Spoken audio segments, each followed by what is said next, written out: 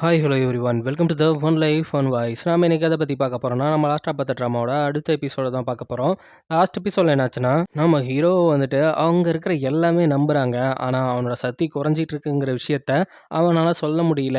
அவன் தம்பி இருந்துட்டு ஆல்ரெடி அவனுக்கு பல பிரச்சனை கொடுத்துட்டு இருக்கான் அவனுக்கு எதிராகவே. இங்கே பார்த்தா ஹீரோயின் வந்துட்டு அவள் கல்யாண ட்ரெஸ் தான் ரெடி பண்ணிட்டு இருக்கா. அவளோட ஆசை என்னன்னா, அந்த ட்ரெஸ் ஃபுல்லாக பூக்களாகவே இருக்கணும், அதுவும் அவள் டெக்கரேஷன் பண்ணி தான் எடுக்கணும் அப்படிங்கிற மாதிரி சொல்கிறாங்க.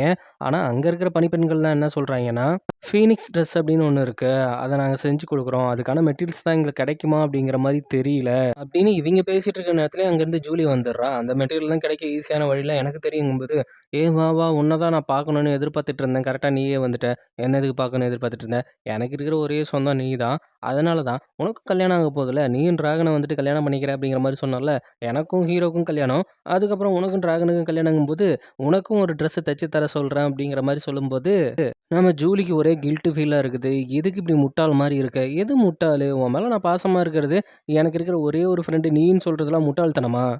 டிராகனும் உன் மேலே அவ்வளோ பாசம் வச்சுருக்கான் அப்படிங்கிறது எனக்கு தெரிஞ்சுது. 2 பேத்தையும் சேர்த்து தான் சொல்கிறேன். இந்த அளவுக்கு முட்டாளாக தான் இருக்காத அப்படிங்கிற மாதிரி அவன் மனசுக்குள்ளே இருக்க கஷ்டத்தை போட்டு சொல்லிட்டு இருக்கா. அதே நேரம் அவன் வந்துட்டு, நான் போயிட்டு ஹீரோவுக்கு அளவு எடுத்துகிட்டு வரேன் அப்படிங்கிற மாதிரி போயிட்டு அவனோட ட்ரெஸ் அளவு எடுக்கிறதுக்காக அங்கே போகிறான். அவனோட ட்ரெஸ் அங்கே அளவு எடுத்துகிட்டு போயிட்டு இருக்கும்போதே அவன் ஒரு மாதிரி நின்றுட்டு இருக்கான். என்னாச்சு உனக்கு அப்படிங்கிற மாதிரி ஹீரோயின் கேட்கும்போது அவன் சொல்ல ஆரம்பிச்சிடறான், உன்கிட்ட எந்த ஒரு பொய்யும் சொல்ல மாட்டேன் அப்படிங்கிற மாதிரி சொல்லியிருக்கேன், அதனால் இப்போ வந்துட்டு போர் வந்துட்டுருக்கு அப்படின்னு சொல்கிறப்ப அவ ஒரு மாரி சோகமாயிடுறா. எத்தன நாள்ல இங்க வரப்போறாங்க? ஒரு 3 நாள் ஆகும். அப்போ 2 நாள்ல நம்ம கல்யாணம் பண்ணிக்கலாம். நான் என்ன சொல்லிட்டு இருக்கேன், நீ என்ன பேசிட்டு இருக்க?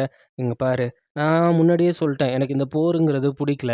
அது மட்டும் இல்லாம ஒருத்தர் ஒருத்தர் மாத்தி சண்டை போட்டுக்கிட்டு கொன்னுக்கிறது எனக்கு புடிக்கல. நான் சாகும்போது வந்துட்டு நான் ராணியா சாகணும்னு தான் ஆசைப்படுறேன் அப்படிங்கிற மாரி சொல்லும்போது, அப்ப ராணியா மட்டுமா? அப்படின்ட்டு, லூசு, உனக்கு நான் ஒய்ஃபா தான் இருந்து அதுக்கப்புறம் எந்த பிரச்சனை வந்தாலும் போனாலும் பரவால்ல. இப்போதைக்கு நம்ம கல்யாணம் நடக்கணும் அப்படிங்கிற ஒரு முடிவுல அவ இருந்துட்டு இருக்கா.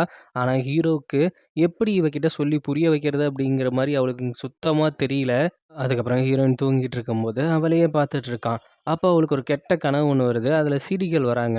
நான் உயிரோட இருக்கணும்னா, நீ இறக்கணும் அப்படிங்கிற மாரி சொல்றாங்க. இந்த கனவு கண்டுட்டு இருக்கும்போது இங்க ஒரு மாரி நடுக்கிட்டு இருக்காளா, உடனே அவளுக்கு என்னாச்சு அப்படிங்கிற மாரி பார்க்கும்போது, இவன வந்துட்டு தீய ஆவி அவனுக்குள்ள புகுந்து அவன்ட்ட ஒரு கேம் ப்ளே பண்ண ஆரம்பிக்குது. எனக்கு தெரியும், நீ மிகப்பெரிய குழப்பத்துல இருக்க அப்படிங்கிற மாரி எனக்கு தெரியும். இப்போ உன்னோட நாட்டு மக்கள காப்பாத்துறதா, இல்ல உன்னோட காதல காப்பாத்திக்கிறதா அப்படிங்கிறதுல 2 விதமான குழப்பத்துல நீ இருக்க.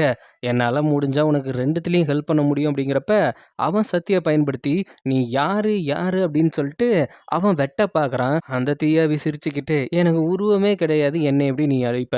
இப்போதைக்கு நீ கொஞ்சம் குழப்பமான சிச்சுவேஷன்ல இருக்க. நீ தெளிவான ஒரு முடிவு எடுத்துட்டு வா. அதுக்கப்புறம் நாம பேசலாம்." அப்படிங்கிற மாரி அங்க பார்த்தா ஹீரோயின் முழிச்சுக்கிறா போல. இவன் ஏன் இப்படி தூங்கிட்டு கனவு கண்டுட்டு இருக்கான் அப்படிங்கிற மாரி உத்து பார்த்துட்டு இருக்கா. "ஏன்டா மறமாட்ட, நீ ஏதாவது கனவு கண்டுட்டு இருக்கியா?" அப்படின்றப்ப, "ஓ! நீ எழுந்துட்டியா? நான் ஒரு கனவு கண்டேன்.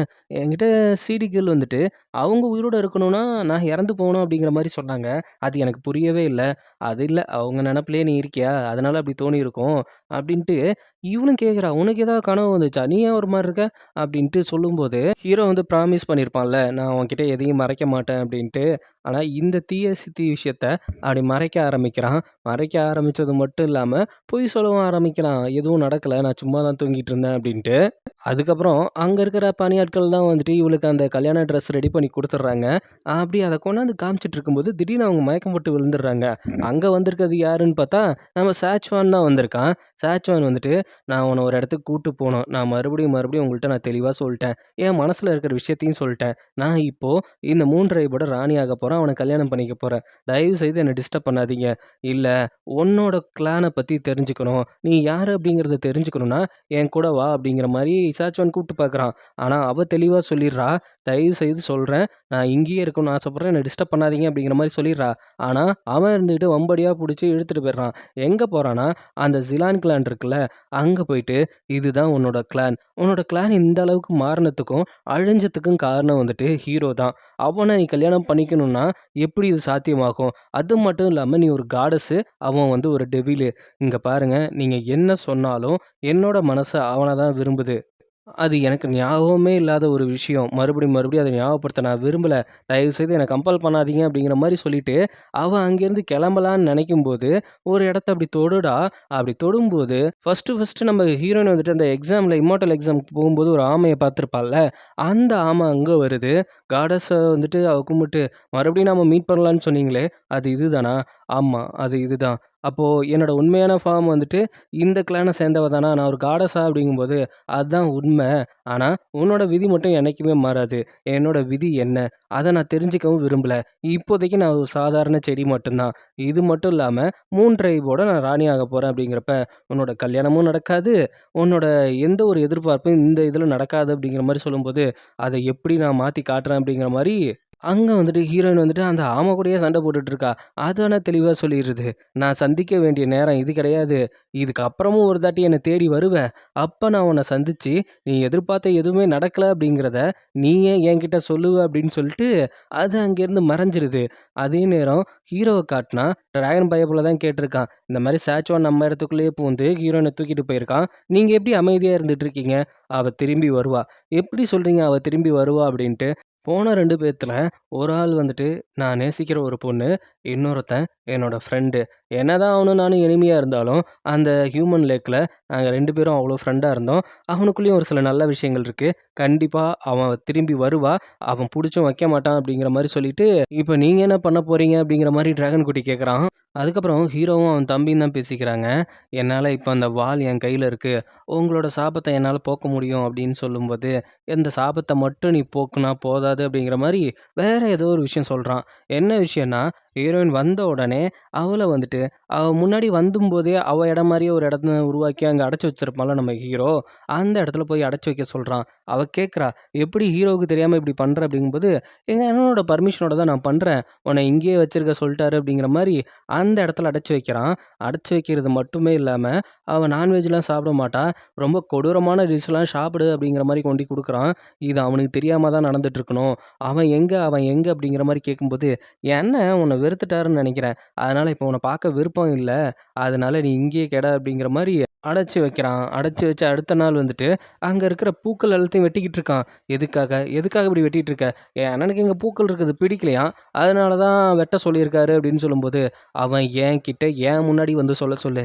இப்படி நீ பண்றதெல்லாம் அவன் பண்றதா சொல்லிக்கிட்டு, அவன் மேல எனக்கு வெறுப்பு உண்டாகும்னு நெனைச்சிட்டு இருக்கியா?" "அப்படிலாம் இல்ல. ஒரு விஷயம் ரொம்ப நாளா கிடைக்காம இருந்தது. அது இப்ப கிடைச்சதால தான் என் அண்ணன் இப்படி பண்ண சொல்லியிருக்காரு." "என்ன விஷயம்? என்ன கிடைக்காம இருந்தது?" "உனக்கும் அவருக்கும் இருக்கிற சீல் அந்த சாபம் இருக்குல்ல, அந்த சிலான் சாபம். அத போக்குறதுக்கான ஒரு வாள் ஒண்ணு இருந்தது. அந்த வாளோட பீஸஸ் நெறைய இடத்துல சிதறி கிடந்ததால, இதுவரைக்கும் கிடைக்காம இருந்துச்சு. இப்போ கிடைச்சிருச்சு.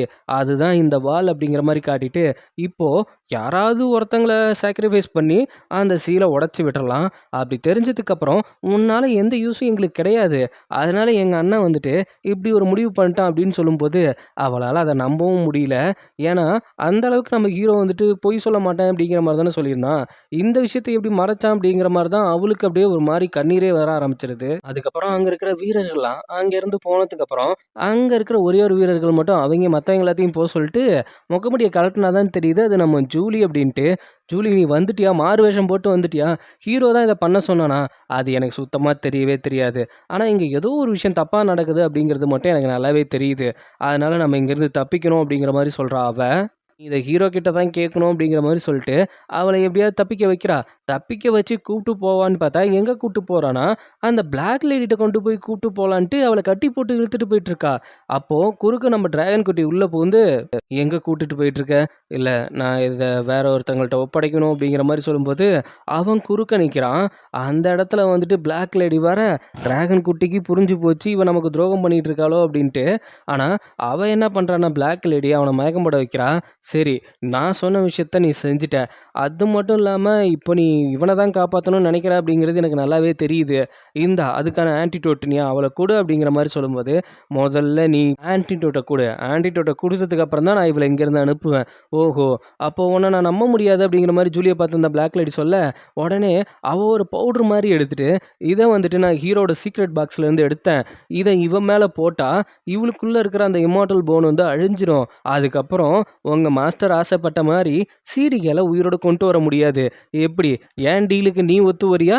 இல்லை ஓன் டீலுக்கு நான் ஒத்து வரட்டா அப்படின்ட்டு அந்த பவுடரை வந்துட்டு ஹீரோயின் மேலே போட போறா.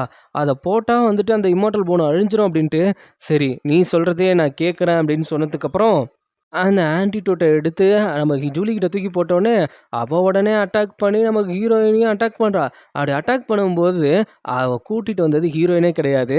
அது ஒரு செடிய ஹீரோயின் மாரி உருவம் மாத்தி எடுத்துட்டு வந்திருக்கா. அது மட்டும் இல்லாம இவ்வளோ நேரம் நம்ம பிளாக் லேடி ஒரு பவுடர சொல்லி ஏமாத்திட்டு இருந்தால, அது சாதாரண சுகர் பவுடரு. இத பார்த்த உடனே பிளாக் லேடி செம்ம டென்ஷன் ஆகிர்றா. நம்ம ஹீரோயின் எங்கன்னு பார்த்தா, அவ நேரா ஹீரோவ தான் பார்க்க போயிருக்கா. அவன் வந்து என்ன பண்ணுறான்னா, அந்த தீய சக்தியோட டீல் போட ஆரம்பிக்கிறான். தன்னோட மக்களை காப்பாற்றணும் அப்படிங்கிறதுக்காக. அந்த நேரத்தில் அங்கே ஹீரோயின் வரோடனே, இவன்கிட்ட அந்த தீய சக்தி பார்த்த உடனே இவன் வந்துட்டு செம்ம கடுப்பாயிடுறா. எதுக்காக என்னை அடைச்சி வச்ச?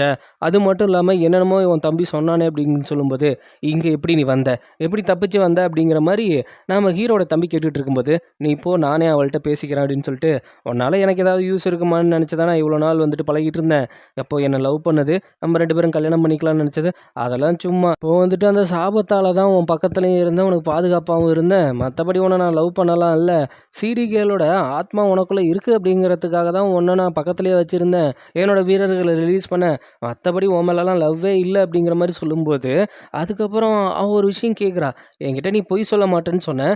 ஆனால் அந்த தீய சக்தி உன்கிட்ட வந்து டீல் போடுறதை மட்டும் எப்படி என்கிட்ட இருந்து மறைச்ச அப்படின்னு சொல்கிறப்ப, நான் எதுக்கு உன்கிட்ட பொய் சொல்லாமல் இருக்கணும்? அது மட்டும் இல்லாமல் உன்னை உண்மையாக லவ் பண்ணியிருந்தாலே இதெல்லாம் இது நடந்திருக்கணும் அப்படிங்கிற மாதிரி சொல்லும்போது, அப்போ தான் ஒரு விஷயம் புரியுது அவளுக்கு. நீ இப்போ இறந்தா தான் அந்த சீடிகள் உயிர் தள்ள முடியும் அப்படிங்கிற மாதிரி ஒரு விஷயம் வந்துட்டு அவங்க கனவுல வந்து சொல்லியிருப்பாங்கல்ல. இப்போ வேற ஹீரோ வேற வாள் ரெடி பண்ணிட்டு இருக்கான் அப்படிங்கிற விஷயம் வந்துட்டு ஹீரோவோட தம்பி சொல்லியிருப்பான். அதனால இவளை கொல்லணும்னு தான் ஆசைப்பட்டிருக்கான் அப்படின்னு நினச்சி அவனும் நம்ப ஆரம்பிச்சிட்றா. அது மட்டும் இல்லாமல் இவன் பொய் சொல்லிட்டான் அப்படிங்கிற மாதிரி அவளுக்கு ரொம்ப கஷ்டமாக போயிடுது. அவள் அப்படியே ஃபீல் பண்ணிக்கிட்டே இருக்கா. இதோட இந்த எபிசோட் முடியுது. இதுக்கப்புறம் என்ன ஆக போகுதுங்கிறத நம்ம அடுத்தடுத்த எபிசோடில் பார்க்கலாம்.